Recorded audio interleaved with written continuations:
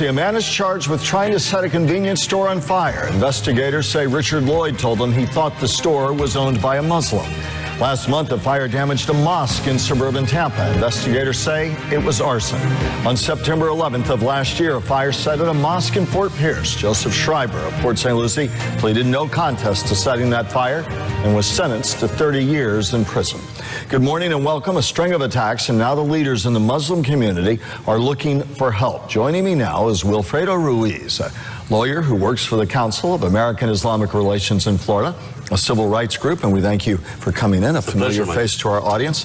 You've talked about pushing for hate crime status on this latest attack, the one Port St. Lucie that we described at the top of the broadcast. Talk about that. As you correctly portrayed in the introduction of this segment, what Florida is really experiencing is an unprecedented hate crimes, hate incidents wave that our community are directly experiencing and even spilling out to other communities and other people who are not Muslims. This is why we base our civil rights struggle, our struggle against bigotry, against xenophobia, because we have always portrayed that the people who do these type of crimes, they won't make any distinction among Muslims or Jews or Christians. And in this case of this store, the guy was a guy non-Muslim from India. We don't even know his religion, but he was affected directly by someone who wanted to hurt Muslims. And this is the unfortunate situation that our community is experiencing. And hate crimes, labeling something a hate crime or pushing for that raises the sentence. It aggravates the crime and the sentence, both. And you feel we need to see more of that in these cases, and a more muscular approach on that when we see crimes like this? Definitely. That's one of the deterrents that we have available in our society for stiff sentences and to label those incidents as hate crimes.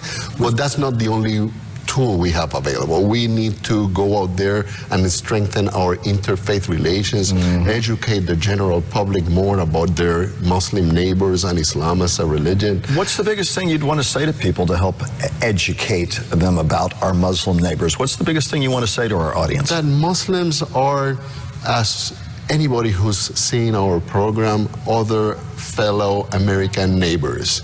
We are here with the same aspirations as anybody else, to raise our family in peace, to strengthen our society, and that's why we have over 10,000 Muslims serving in the armed forces. We have over 1,000 serving in law enforcement and the intelligence agencies of our country, and many others contributing in professional areas such as the academia, in the medical field, in the business field. So we are really contributors of the well-being of our nation, and we are the first one that are willing to stand for the well-being of the general society, because as you can see, we're also being targeted, mainly targeted by hate incidents and hate crimes. You're asking for the same First Amendment protections for the practice of your religion as anybody else, be they Catholic, Protestant, Jewish, on and on and on. And that's what builds or the freedom to not practice at all.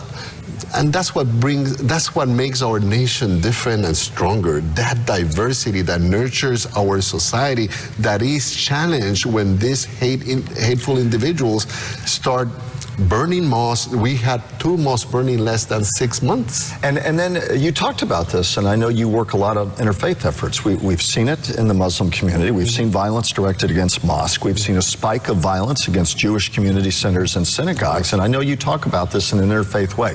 Violence against one, a disrespect or hate towards one religious group, in effect, is a cancer that affects all of us, whether we practice, whether you're Muslim, whether you're Jewish, whether you don't practice at all. Those kind of attacks are something we all need to stand up against. And we have witnessed that precisely in Florida. Other places that are not necessarily mosques have been attacked or threatened. The JCC centers, the synagogues, the Jewish neighborhoods, Muslim families' homes shot at in Orlando. We had. And an attack on them or an attack on your mosque is an attack on all of us. Because it's an attack are now an American center of worship. And that means that if you attack an American center of worship, that it is to be protected by our Constitution and by our neighbors, you're attacking the very essence of we as Americans, not only the Muslim community or the Jewish community. You talked about it a few moments ago. How do we do more? You talked about education, more interfaith efforts to break this cycle of ugliness that we see that seems to be spiking in many, many cases. I believe the main thing is to make the general public understand that when ethnic minorities or religious minorities in our communities are attacked, that is an attack to all of us. In the way that we can show that to the public and make them understand that it's not really the Muslim community or the Jewish community that has been targeted, but the freedom of worship. It's American values. Is an American value. And President Trump's latest attempt at a travel ban is reigniting the debate about all of this. A federal judge in Hawaii put it on hold. His travel ban, the Department of Justice says, was much more focused. It involved 6 Muslim-majority countries. Iraq was taken out of that group. The new list included, let's see, Iran, Libya, Syria, Yemen, Somalia, Sudan, and said it would only apply to those applying for new visas, not those with existing visas. And he said it's because they need a better vetting process. There are many who will watch and say, what's wrong with that logic and the president's logic? Your reaction? Michael, what is wrong with that is that what first moved the presidency and the administration to implement these orders was the president's desire to implement a Muslim ban. That initial desire to implement a Muslim ban and make it legal, like he said, directly instructed Mayor Giuliani when he commissioned this on a first instance to Mayor Giuliani, is how can you make the Muslim ban legal? So what we see with Muslim 1 1.0, Muslim 1 2.0, it is the same intention being put forward with 7 countries with no restriction, now with 6 countries and more restrictions. So as the intention remains the same, any product of that same intention violates our constitutional value of freedom of religion. But even some lawyers, including some liberal ones, heard Mr. Dershowitz on CNN the other night say, if this goes to the U.S. Supreme Court, this latest revised travel ban, he thought, based on the argument, taking aside whatever early intent might have been, that based on the argument, based on the restructuring of it, he thought it would stand muster, this new travel ban, before the United States Supreme Court. Mr. Dershowitz, famous lawyer, is no conservative. And the many things the president tried to do to make it legal now is implement precisely those faults that were identified on the first case when it was taken to court. But the argument could be they listened, whether, as you might argue, they wanted to or not. They've revised it, and there are going to be many Americans, and I imagine more than a few watching this broadcast, who say, listen, it only makes sense to have tougher vetting. It's a 90-day period, and why not implement tougher vetting in the countries we named? The tougher vetting should be implemented to any person from any country who tries to come here and hurt us. But the basis to discriminate and say these are the people more likely to hurt us cannot be based in a Muslim ban of these 6 countries. As a matter of fact, people from none of these countries were responsible for September 11. Most of them came from Saudi Arabia. Where's Egypt? So the thing is that this basis of who's coming from which country presents a greater threat to us is not a good basis, it's a biased basis, and that cannot be done in this country. That's a good jumping off point. The president speaking in Nashville about the travel ban that is right now halted because of a ruling by a federal judge in Hawaii. So it's halted nationwide. It's going to go to a court fight. But here's what the president said to a Nashville audience last week. The best way to keep foreign terrorists, or as some people would say in certain instances, radical Islamic terrorists, from attacking our country is to stop them from entering our country in the first place. Your reaction? Stop them, meaning who? If he stop them means like he intended, stop them meaning Muslims, that's not permitted in this country. We're grateful for our Constitution that when you want to ban them, meaning Muslims, that basis, religious basis, to ban somebody from coming to this country is not part of who we are as Americans. As a matter of fact, it's not keeping us safer. It's damaging our relations with people from those countries. That's the act of idiocy of having in the first Muslim ban, including Iraq, when our troops are depending on Iraqis to defend them when they're in the terrain right now. Radical Islamic terrorist. President Obama would never use that term. He was lauded by some. Others said he was naive for not recognizing that within that great religion, there is an element of radicalism. President Trump has no problem using that term. Do you agree that we have to recognize a, quote, radical Islamic element within that great religion?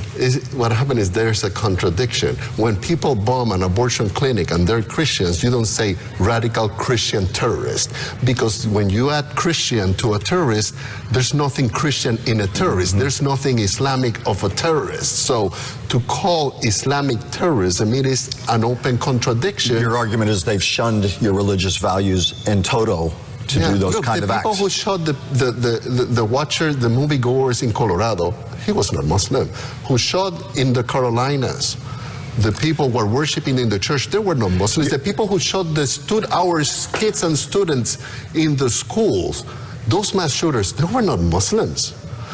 As a matter of fact, the guy who burned the mosque in Fort Pierce, do anybody publicly said who the religion, what was his religion?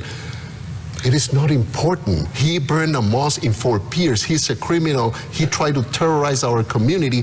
But your argument is don't let them hijack our religion, because the acts of violence that have been committed by those who would take on the they claim to do it. The mantle of the Islamic faith are in fact completely rejecting that faith. Obviously, if you kill an innocent human being, it's not a Christian act, it's not a Jewish act, it's an Islamic act. So to partner the word Islamic and describe, follow it by terrorism, it is as incompatible as naming Jewish terrorists or Christian terrorists. Final question. Muhammad Ali Jr. stopped twice while boarding flights. Once he was returning to South Florida from Jamaica, then he was flying back from D.C. Muhammad Ali Jr., when you talk about that in the context of the discussions you're having, the nerves that are going on, the nervousness in much of the Muslim community, leave one final message here for our audience today. The final message respecting that, in regards to that last example, is that it is there where the president needs to devote the resources.